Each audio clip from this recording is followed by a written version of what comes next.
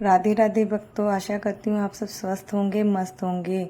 मैं आपको सुनाने जा रही हूँ सत्यनारायण व्रत कथा। पहला अध्याय। एक समय नैमिषारण्य तीर्थ में सोनकादि 88,000 ऋषियों ने श्री सूत जी से पूछा, हे प्रभु, इस कलयुग में वेद विद्या रहित मनुष्य को प्रभु भक्ति किस प्रकार मिलेगी तथा उनका उद्धार कैसे होगा। इसलिए हे मुनि, कोई ऐसा तप कहिए जिससे थोड़े समय में पुण्य प्राप्त हो तथा मनवांछित फल मिले। वह कथा सुनने की हमारी इच्छा है। सर्वशास्त्र ज्ञाता श्री सूत जी बोले, हे वैष्णव में पूजे, आप सबने प्राणियों के हित की बात पूछी है। मैं उस श्रेष्ठ व्रत को कहता हूँ, आप लोगों से कहूँगा जिस व्रत को नारद जी ने लक्ष्मी नारायण जी से पूछा था और लक्ष्मीपति ने मुनि श्रेष्ठ नारद से कहा था, सो ध्यान से सुनो।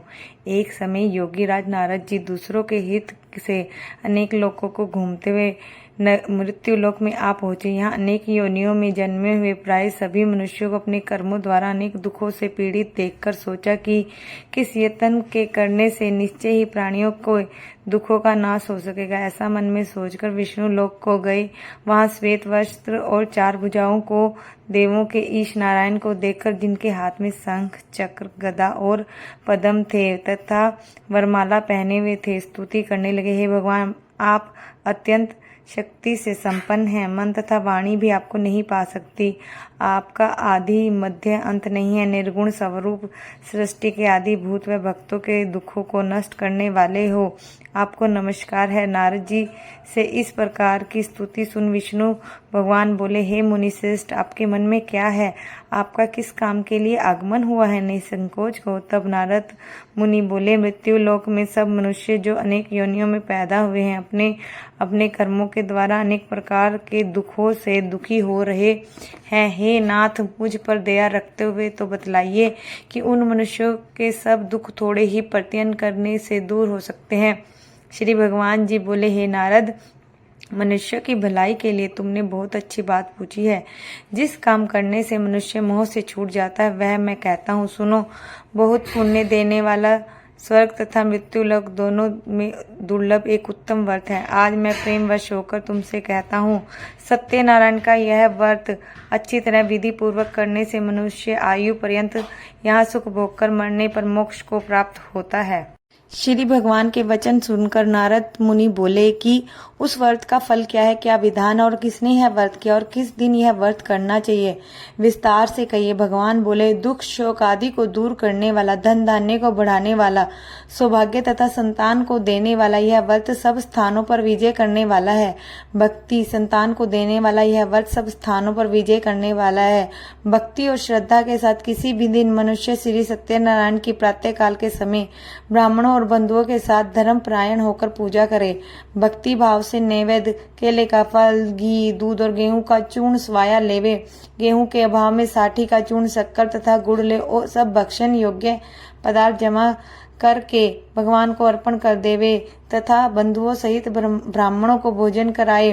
पश्चात स्वयं भोजन करें। नृत्य गीत आदि का आचरण कर सत्यनारायण भगवान का स्मरण करते हुए सब व्यतीत करे। यह इस व्रत करने से मनुष्य की इच्छा निश्चय ही पूरी होती है। विशेषकर कली काल में भूमि पर यही मोक्ष का सरल उपाय है।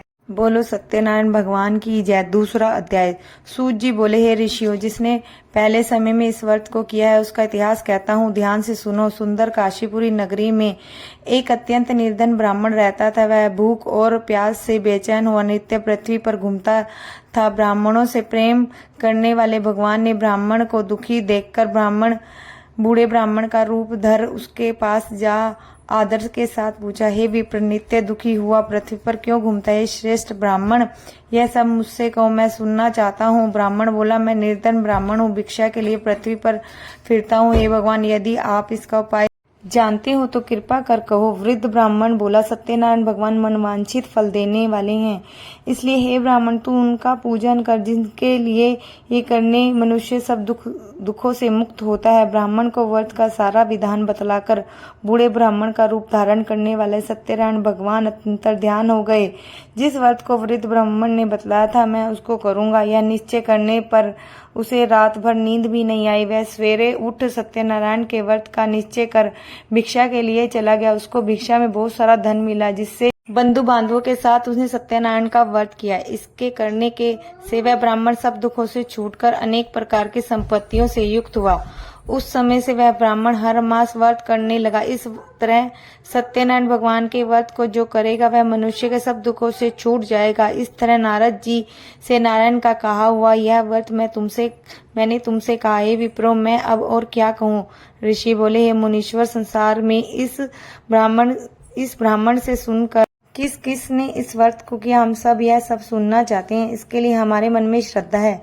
सूत जी बोले, हे मुनियों, जिसने इस व्रत को किया है वह सब सुनो। एक समय एक ब्राह्मण धन और ऐश्वर्य के अनुसार बंधु बांधवों के साथ व्रत करने को तैयार हुआ। उसी समय एक लकड़ी बेचने वाला बूढ़ा आदमी आया और बाहर लकड़ियों को रखकर ब्राह्मण के मकान में गया। प्यास से दुखी लकड़हारा उसको व्रत करते देख ब्राह्मण को नमस्कार कर कहने लगा कि आप यह क्या कर रही हैं और इसके करने से फल क्या मिलता है, कृपा करके मुझसे कहो। ब्राह्मण ने कहा, सब मनोकामनाओं को पूरे करने वाला यह सत्यनारायण भगवान का व्रत है।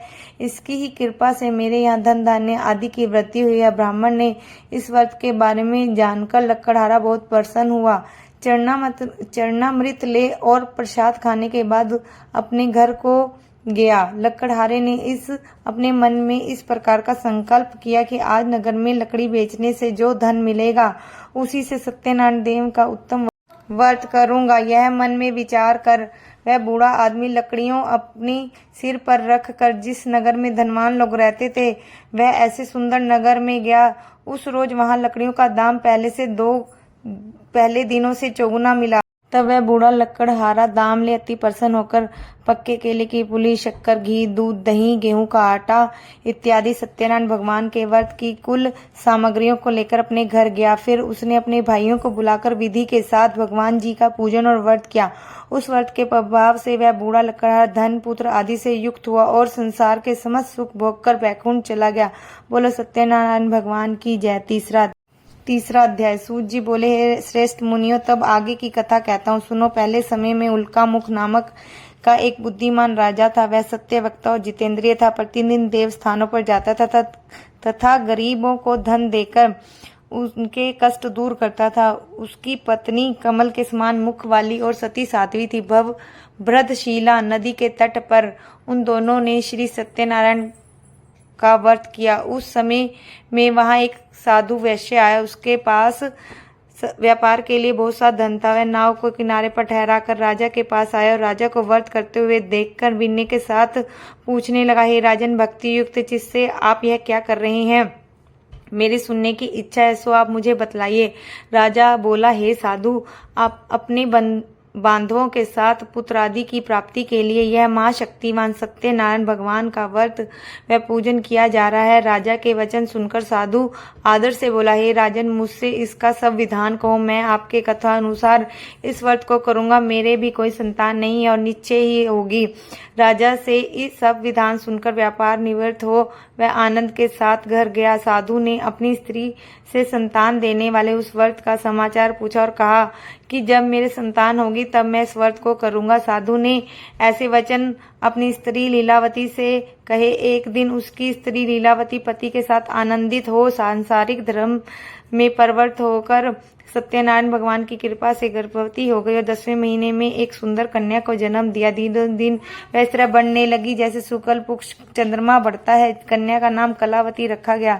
जब लीलावती ने मीठे शब्दों में अपने पति से कहा कि जो आपने संकल्प किया था कि भगवान का व्रत करूंगा, अब आप उससे करिए। साधु बोला, हे प्रिय, इसके विवाह पर करूंगा। इस प्रकार अपनी पत्नी को आश्वासन देकर वह नगर को गया। कलावती पितृगृह में वृद्धि को प्राप्त हो गई। साधु ने जब नगर में सखियों के साथ अपनी पुत्री को देखा, तुरंत दूत बुलाकर कहा कि पुत्री के वास्ते कोई सुयोग्य वर देखकर लाओ। साधु की आज्ञा पाकर दूत कंचन नगर पहुंचा। वहां पर बड़ी खोज कर देखभाल कर लड़की के लिए सुयोग्य वणिक पुत्र को ले आया। उस योग्य लड़के को देखकर साधु ने अपने बंधु बांधवों सहित प्रसन्नचित्त अपनी पुत्री का विवाह उसके साथ कर दिया, किंतु दुर्भाग्य से विवाह के समय भी वह व्रत करना भूल गया। तब श्री भगवान क्रोधित हो गए, श्राप दिया कि तुम्हें दारुण दुख प्राप्त हो। अपने कार्य में कुशल साधु बनिया जमाता सहित समुद्र के समीप स्थित रतनपुर नगर में गया। वहां दोनों ससुर जमाई चंद्रकेतु राजा के उस नगर में व्यापार करने लगे। एक रोज भगवान सत्यनारायण की माया से प्रेरित हो कोई चोर राजा का धन चुराकर भागा जा रहा था, किंतु राजा के दूतों को आता देखकर चोर ने घबराकर भागते हुए राजा के धन को वहीं चुपचाप रख दिया जहां वो ससुर जमाई ठहरे हुए थे।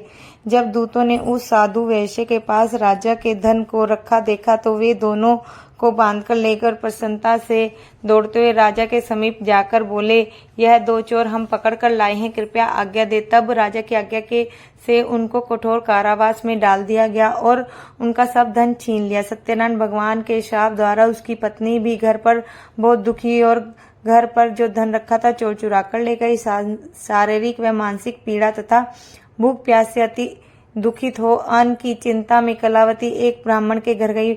वहां उसने सत्यनारायण भगवान का व्रत होते देख फिर कथा सुनी और प्रसाद ग्रहण किया। रात को घर आई माता ने कलावती से कहा, पुत्री अब तक कहाँ रही, वह तेरे मन में क्या है? कलावती बोली, है माता, एक ब्राह्मण के घर में श्री सत्यनारायण भगवान का व्रत देखा है।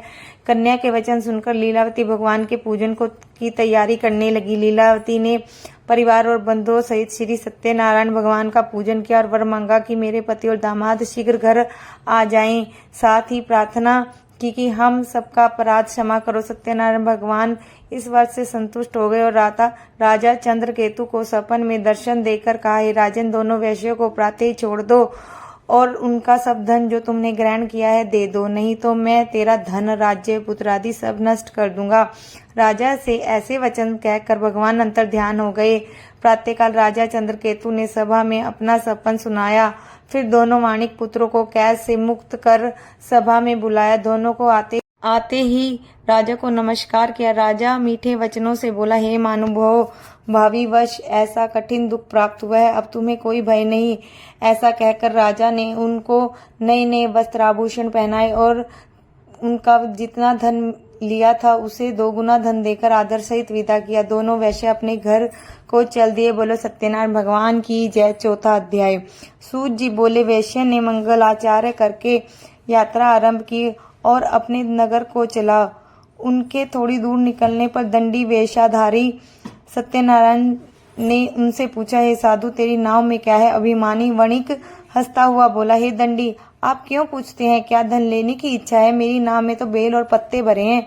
वेश्य का कठोर वचन सुनकर भगवान ने कहा, तुम्हारा वचन सत्य हो। दंडी ऐसा कहकर वहां से दूर चले गए और कुछ दूर जाकर समुद्र के किनारे बैठ गए। दंडी के जाने के पर वेश्य ने नित्य क्रिया करने के बाद नाव को ऊंची उठी देखकर अचंभा किया कि और नाव में बेल पत्ते आदि देखकर मूर्छित हो जमीन पर गिरा।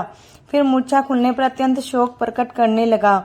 तब उसका दामाद बोला कि आप शोक न करें, यह दंडी का श्राप है, अतः उनकी शरण में चलना चाहिए, तभी हमारी मनोकामनाएं पूरी होंगी।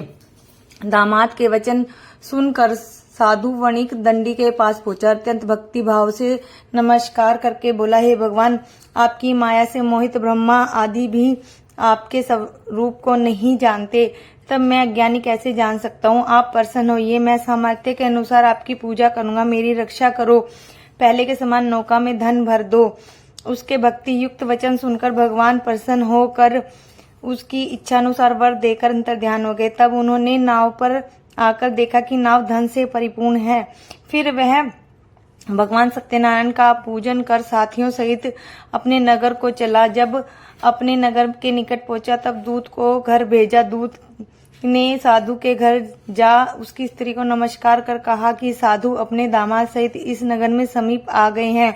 ऐसा वचन सुन साधु की स्त्री ने बड़े हर्ष के साथ सत्यदेव का पूजन कर पुत्री से कहा, मैं अपने पति के दर्शन को जाती हूँ, तू कार्य पूर्ण कर शीघ्र आना। माता के ऐसे वचन सुनकर कलावती प्रसाद छोड़कर पति के पास गई।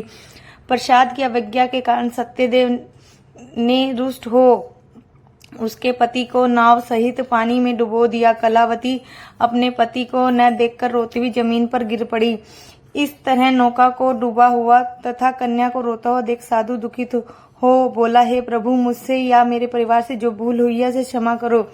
उसके दीन वचन सुनकर सत्यदेव प्रसन्न हो गए और आकाशवाणी हुई, साधु, तेरी कन्या मेरे प्रसाद को छोड़कर आई है, इसलिए इसका पति अदृश्य हुआ। यदि वह घर जाकर प्रसाद खाकर लौटे तो इसे पति अवश्य मिलेगा। ऐसी आकाशवाणी सुनकर कलावती ने घर पहुंचकर प्रसाद खाया और आकर पति के दर्शन किए। तत्पश्चात साधु ने बंधु बांधवों सहित सत्यदेव का विधि पूर्वक पूजन किया। उस दिन से वह प्रत्येक पूर्णिमा को सत्यनारायण भगवान का पूजन कथा करने लगी। फिर इस लोक का सुख भोगकर अंत में स्वर्ग लोक को गया। बोलो सत्यनारायण भगवान की जय। 5वां अध्याय। सूत जी बोले, हे ऋषि, मैं और भी कथा कहता हूँ, सुनो। प्रजापालक में लीन तुक्तध्वज नाम का एक राजा था। उसने भी भगवान का प्रसाद त्याग कर बहुत दुख पाया। एक समय वन में जाकर वन्य पशुओं को मारकर बड़ के नीचे आया। वहां उसने ग्वालों को भक्ति भाव से बांधवों सहित सत्यनारायण जी का पूजन करते देखा। राजा देखकर भी अभिमानवश वहां नहीं गया और न नमस्कार किया। जब ग्वालों ने भगवान का प्रसाद उसके सामने रखा तो वह प्रसाद को त्याग कर अपनी सुंदर नगरी को चला गया। वहीं उसने अपना सब कुछ नष्ट पाया और तो वह जान गया कि सब भगवान ने किया है। तब वह विश्वास कर ग्वालों के समीप गया और विधि पूर्वक पूजन कर प्रसाद खाया तो सत्यदेव की कृपा से पहले ही जैसा ही हो गया वैसा ही हो गया। फिर दीर्घकाल तक सुख भोग कर मरने पर स्वर्ग लोक को गया। जो मनुष्य इस परम दुर्लभ व्रत को करेगा, भगवान की कृपा से उसे धन धान्य की प्राप्ति होगी तथा सब मनोरथ पूर्ण होकर अंत में बैकुंठ धाम को जाता है। जिन्होंने पहले इस व्रत को किया, अब उनके दूसरे जन्म की कथा कहता हूँ। वृद्ध सतानंद ब्राह्मण ने सुदामा का जन्म लेकर मोक्ष को पाया। उनका मुख नामक का राजा दशरथ होकर बैकुंठ को प्राप्त हुआ। साधु नाम के वैश्य ने मोर ध्वज बनकर अपने पुत्र को आरे से चीरकर मोक्ष को प्राप्त किया। महाराजा तुक्तध्वज ने स्वयं भू होकर भगवान में भक्ति युक्त कर्म कर मोक्ष प्राप्त किया। बोलो सत्यनारायण भगवान की जय। भक्तों, अगर आपके मन में कोई भी राधा रानी को लेकर प्रश्न है, उनकी प्राण प्रतिष्ठा को लेकर, भोग लगाकर या उनके पूरे दिन की कोई भी रूटीन पूछना चाहते हैं तो मैं आपके प्रश्नों को उत्तर दूंगी और अलग से वीडियो बना दूंगी। श्री माधवी जी की सेवा के चैनल को अवश्य लाइक, शेयर, सब्सक्राइब करें। राधे राधे भक्तों।